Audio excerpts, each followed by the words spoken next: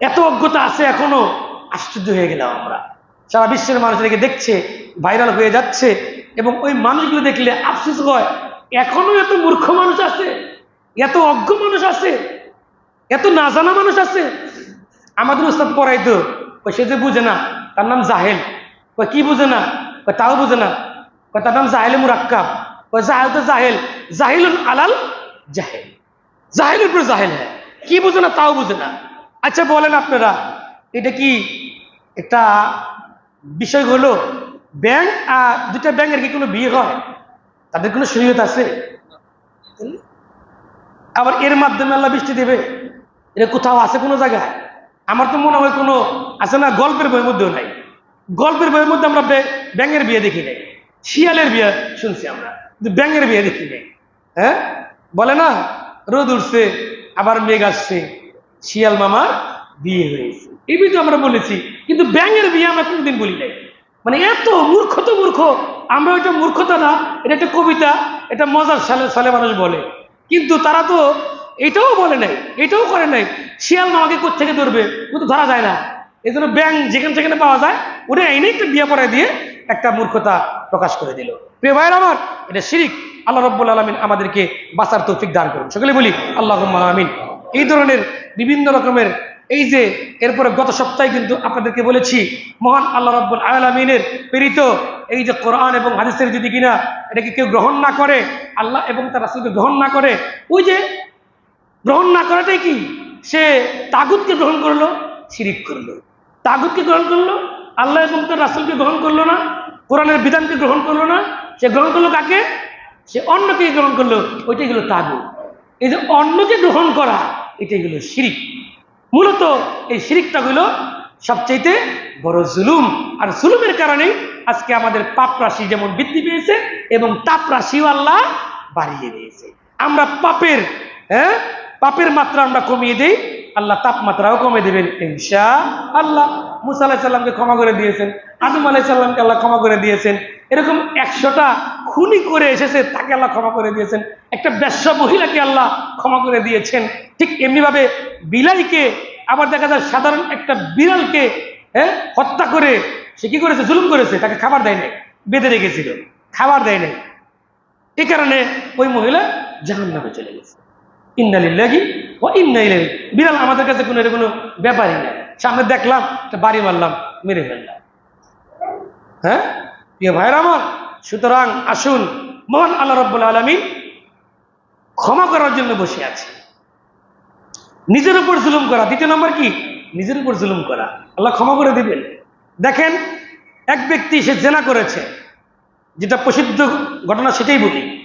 জেনা করেছে এক মহিলা, গামিদি বংশের এক মহিলা জেনা করেছে। আবার মাইজ বিন এই যে মাইজ, সেও জেনা করেছিল। তারা নিজেদেরকে আল্লাহর কাছে সমর্পণ করেছে, রাসূলের কাছে চলে গেছে, ইয়া রাসূলুল্লাহ আমাকে পবিত্র করে।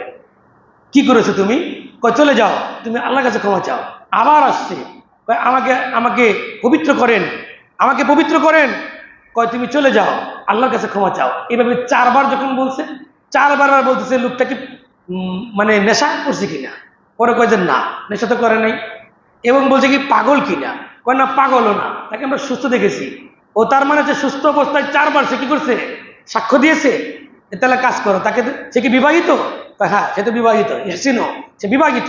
কয় তাহলে তাকে সঙ্গে সার করে দাও, তাকে এই গলা বন্ধ মানে গেড়ে তাকে হত্যা করো। তো এখানে এইভাবে আসছে যে তাকে পাথর মেরে যখন নাকি হত্যা করতে করতে চেয়েছে, তখন তারা সে দৌড় দিয়েছিল। কেমন?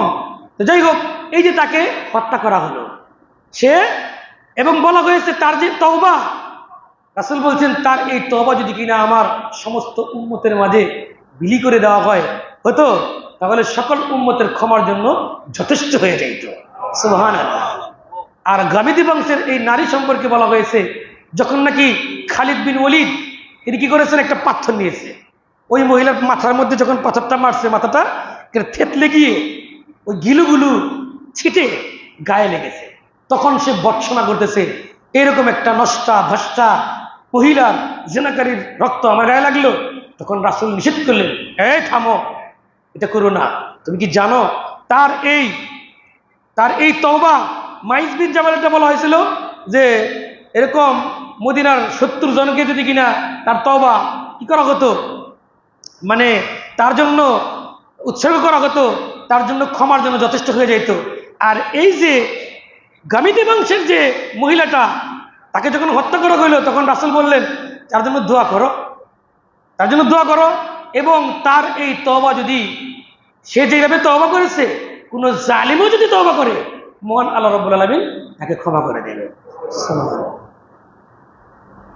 প্রিয় ভাইয়েরা আমার, আমি আজকের এই বক্তব্যে আমি আপনাদেরকে যেটা বলতে চাই, আল্লাহর সাথে শিরক করা যেমন জুলুম, এবং নিজের প্রতিও মানুষ কি করে, জুলুম করে, মানুষের প্রতিও মানুষ জুলুম করে। সব রকমের জুলুম আল্লাহ হারাম করে দিয়েছে।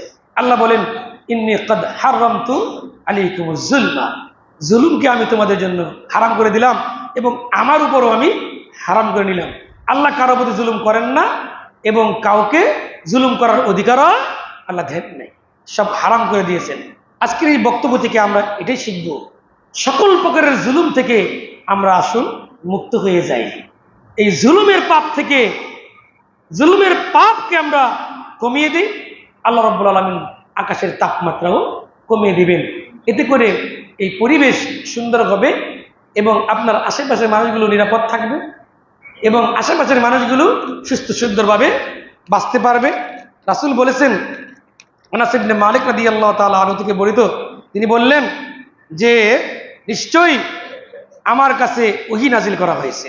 তিনি বললেন যে ইন্নাল্লাহা আওহা ইলাইয়া, আমার কাছে ওহী নাজিল করা হয়েছে আন তাওয়াদউ, তোমরা কি হও, বিনয় হও, নম্র হও, উদ্ধত হইও না, অহংকার করো না, জুলুম করো না, মানুষের প্রতি নির্যাতন করো না, তুমি নরম হয়ে যাও, বিনয় হয়ে যাও।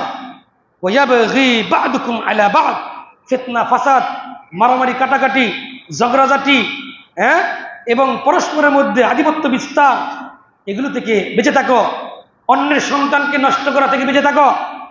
এই নেশাদার দ্রব্য, মদ, জুয়া, অশ্লীলতা, জেনা ব্যভিচারী থেকে নিজেকে ফিরিয়ে রাখো। ওয়ায়াবগি বা'দুকুম আলা বা'দ, একে অন্যের উপর কি করো না, সীমালঙ্ঘন করো না। এই ব্যাপারে মহান আল্লাহ আমার কাছে ওহী নাজিল করেছে। ফলে কি হবে, রাফাআকুমুল্লাহ, আল্লাহ রাব্বুল আলামিন, রাফাআকুমুল্লাহ, আল্লাহ রাব্বুল আলামিন তোমাদের ইজ্জত, মান, সম্মান, ঈমান এবং সুস্থতা, সম্মান সবকিছু আল্লাহ বাড়িয়ে দিবে। বলেন সুবহানাল্লাহ। রাসূল বলছেন, বিখ্যাত হাদিস, মান তাওয়াযা লিল্লাহ রাফাআহুল্লাহ, যে বিনয়গুলো, নম্রগুলো, আল্লাহ তার সম্মান বৃদ্ধি করে দিল। সুবহানাল্লাহ। আল্লাহ রাব্বুল আলামিন আমাদেরকে বুঝার তৌফিক দান করুন। আমিন।